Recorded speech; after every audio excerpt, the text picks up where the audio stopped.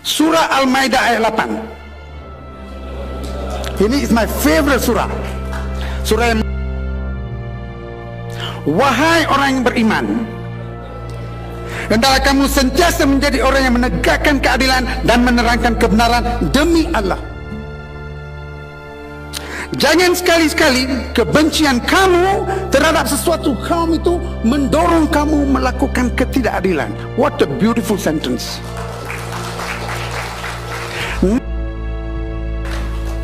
Islam wajib menjadi akidah perjuangan. Yang akan menjaga manusia adalah Allah Subhanahu wa ta'ala. Full stop. Dan ada 3 surah dalam Quran yang saya selalu, Islam, agama yang berdasarkan kepada rahmat untuk semua, rahmatan lil alamin. Surah Hujarat ayat 13. Kenal? These are all beautiful verses of the Quran, yang memberi jaminan kepada wahai manusia. Dia tak cakap wahai orang Melayu, wahai orang Cina, wahai India, tak ada. Wahai manusia. Sebab sesungguhnya yang paling mulia di antara kamu di sisi Allah adalah orang yang paling takwa. Dan bertakwalah kamu kepada Allah.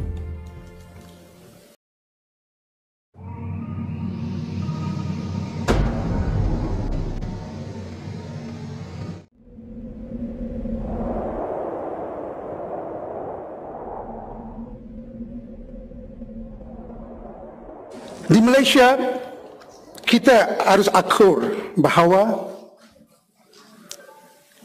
perlembagaan itu is supremacy. Dan dalam perlembagaan itu, agama Islam adalah agama rasmi. Dan majoriti warga negara Malaysia adalah orang Melayu Islam. This we have to accept. Kenapa wujud all this masalah ISID, masalah ketidakpuasan, masalah kita rasa terpinggir? What is the cause of the problem? Apakah masalah dia itu? Kita selalunya talk about the situation. Kita tak go back to the source.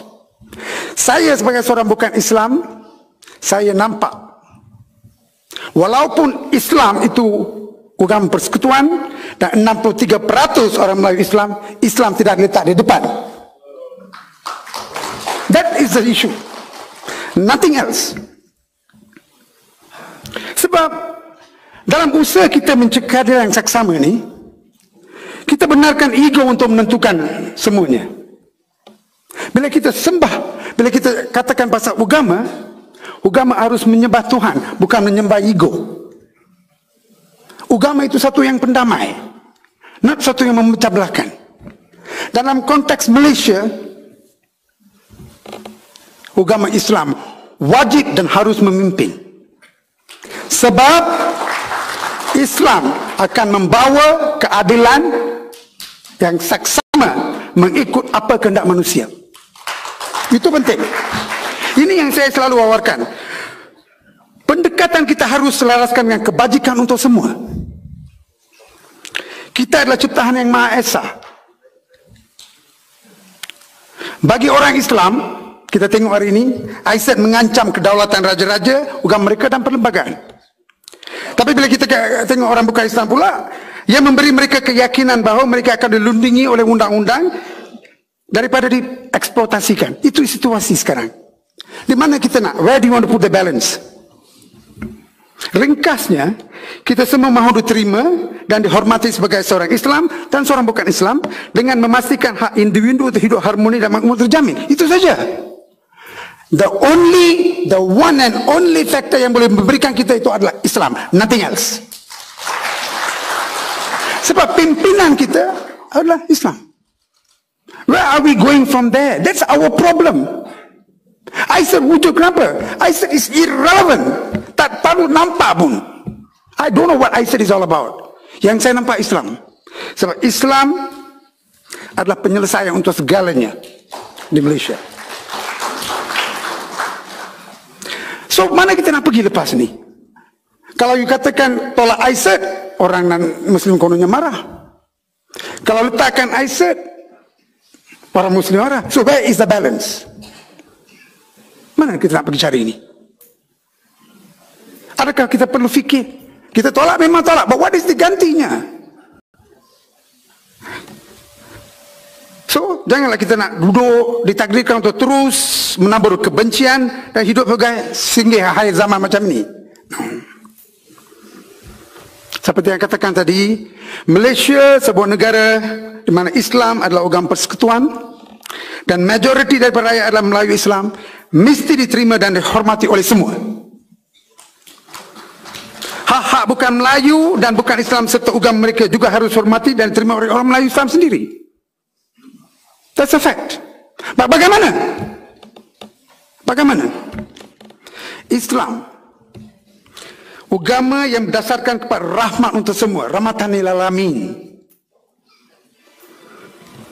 harus ditunjukkan sebagai suatu yang tidak harus ditunjukkan sebagai suatu yang bercanggah dengan pendamaian. Setiap agama mempunyai pendekatan dan peranan yang berbeza dalam mentamadunkan manusia. Religion is a civilizing force, never a conflicting one. Oleh kerana kita percaya sebagai bukan Islam, Islam adalah agama persekutuan dan agama majoriti warga negara, ia wajib memimpin dan menjaga orang Islam dan bukan Islam dalam menanamkan benih keharmonian dan kesejahteraan berteraskan kepada keadilan yang diserami dengan kasih dan sayang. Itu saja. The key word is kasih dan sayang. Bagaimana keadilan akan termaktub seperti yang kita katakan tadi, keadilan pada tempatnya akan wujud bila kita ada kasih dan sayang. Itu penting. Tapi kalau lama kita tidak ada di kalangan kita sendiri, Islam dengan Islam pun banyak kebenciannya. Kita pun pening actually. Seriously, you have to understand our feeling tau. Kita duduk sini sokong hudud untuk orang Islam sendiri tolak hudud. Kita pun pening. Seriously, this is serious. This bukan satu yang saya nak katakan, no. So bila saya katakan pada orang bukan Islam, Islam wajib menjaga kita. Dia kata mana jaminannya? Oh, tanya pula. Where is the guarantee? Where is the guarantee? Kalau saya tanya, boleh orang Islam berikan saya satu jaminan bahawa Islam akan menjaga hak orang bukan Islam? Saya tak akan menjaga. I said buatan manusia, buatan barat. No way. It is thrown out. Yang akan menjaga manusia adalah Allah Subhanahu wa ta'ala. Full stop. Dan di Malaysia, Islam. Jaminannya saya berikan.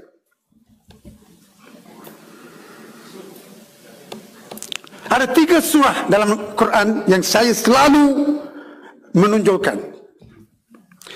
Menjamin semua rakyat tanpa mengira kaum atau kepercayaan mereka, keadilan melalui kesamaan, politik tanpa perkauman, dan hak untuk mengamalkan agama dan budaya mereka masing-masing tanpa sebarang gangguan. Ini dia jaminan daripada Al-Quran untuk menjaga hak orang bukan Islam. Orang Islam dah jaga, dah tak ada masalah dah sana. Orang bukan Islam ragu, Islamfobia dia itu. Surah Al-Maidah ayat 8. Ini is my favorite surah. Surah yang menunjukkan keadilan dan kesamaan berdasarkan kepada kasih dan sayang. Wahai orang yang beriman, hendaklah kamu sentiasa menjadi orang yang menegakkan keadilan dan menerangkan kebenaran demi Allah. Jangan sekali-sekali kebencian kamu terhadap sesuatu kaum itu mendorong kamu melakukan ketidakadilan. What a beautiful sentence. Never allow your hatred for another race deny him justice. Apa kita nak lagi? You tell me. Hendaklah kamu laku adil kepada sesiapa jua. Kerana sikap adil itu sehampir dengan takwa. Bertakwalah kamu kepada Allah, kerana Allah mengetahui dengan mendalam apa yang kamu lakukan. Apa kita nak lagi? Apa I said, throw it into the rubbish. So beautifully said. I can bet tidak kalangan orang Islam pun tahu pasal surah Al-Maidah ayat 8 ni. Kita kaji. Dr. Balani kaji Islam 10 tahun.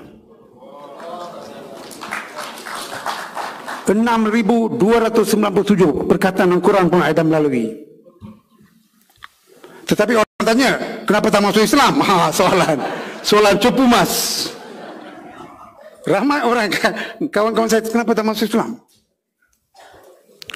Ada orang-orang di kalangan Islam juga yang menjadi musuh Islam pun tanya.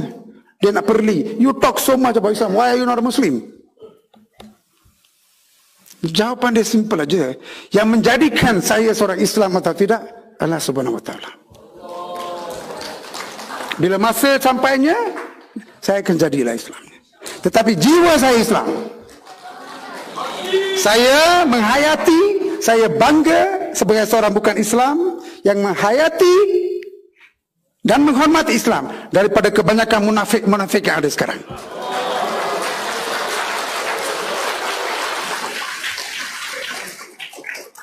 So that's end with keadilan.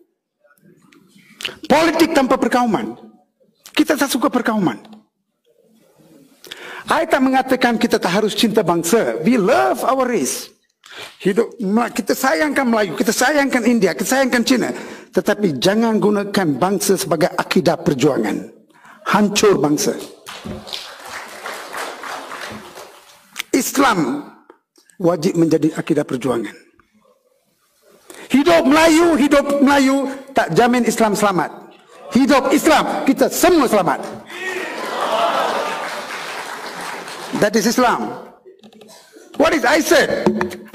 I'm not going to talk about it. It's a waste of time talking about it. Kalau setiap orang Islam mengkaji Quran, tak perlu kita dengar pasal Aisyah dah. Nobody will even want to listen to it. Politik tanpa perkauman, mana jaminan dalam Quran? Ayat Hujarat, surah Hujarat ayat 13. Kenal? These are all beautiful verses of the Quran, yang memberi jaminan kepada hak bukan hak mereka. Wahai manusia, dia tak cakap wahai orang Melayu, wahai orang Cina, wahai India, tak ada. Wahai manusia, all people, sesungguhnya kami telah menciptakan kamu, lelaki dan perempuan, dan menjadikan kamu kaum dalam suku supaya kamu kenal mengenali dan bantu-membantu satu sama lain. Itu saja. We are created to know and to love each other. Itu saja. Bukan menuduh you are a Indian, I am a Malay, you are a Chinese, I am a Indian. Dalam erti kata sebenar Islam, tak ada I dan you. We make these nations. Sebab sesungguhnya yang paling mulia di antara kamu di sisi Allah adalah orang yang paling takwa. Dan bertakwalah kamu kepada Allah. So beautiful. What are you talking about politics? Perkauman. Politik, racism is a fallacious doctrine. Suatu doktrin yang palsu. Harus harus dibuang daripada minda kita. So, finish political perkauman. Tak ada dalam Islam. Dan yang paling semua wah, kalau saya dengan Islam, saya bersama orang Islam, dia akan jadikan saya Islam, dan hak saya sebagai bukan Islam semua akan hancur. Sebelah sini pula cakap gitu. Sebelah Islam dia cakap lain, dia cakap terbalik. So where do we go from here? Apa jaminan? Again, Quran, supaya hak orang bukan Islam dijaga. Everything come back to this problem. So itu dia juga Aisyah. Ayat Kafirun, surah Kafirun ayat 109, ingat? Ramai orang ingat tapi langsung tak tahu apa benda tu actually. Katakanlah, wahai orang kafir. Kafir ini dijadikan di Malaysia sebagai satu yang dihina. Orang kafir muka dia pun, orang kafir muka dia pun satu macam. Orang tengok pun lari. Kafir is just disbelievers. Yang percaya dan yang tak percaya saja. There is no issue in that. Yang lebih teruk daripada kafir adalah musuh Islam. Dalam Islam sendiri. Give me 2 minutes.